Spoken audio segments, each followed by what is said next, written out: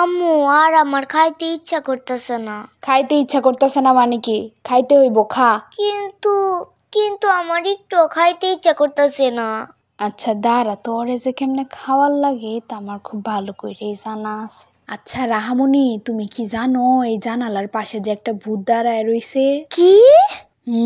আর জানো এই ভূতটা আছে না ঘরের চারপাশে ঘুরে, আর যদি কোনো ঘরে কোনো বাচ্চা খাইতে না চায় বা না খায় ঘুমায় পড়ে তাইলে হেরে তুললে নিয়ে যায়।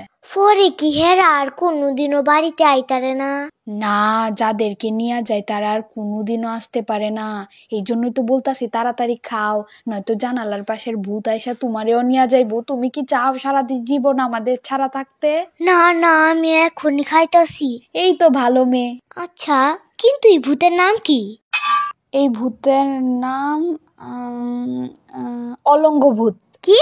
অলঙ্গ ভূত কি কোনো নাম? এই রাহামণি, এত কথা বলিস না। যদি তুই না খাস তাহলে কিন্তু আমি এখনই অলঙ্গ ভূতের ফোন দিয়াম। আচ্ছা, অলঙ্গ ভূতের কি মোবাইল আছে? আজকাল তো সবারই মোবাইল থাকে, তা অলঙ্গ ভূতের মোবাইল থাকতো না? কিন্তু তুমি অলঙ্গ ভূতের নাম্বার করতে পাইবা? রাহামণি তুই চুপচাপ খাইবে।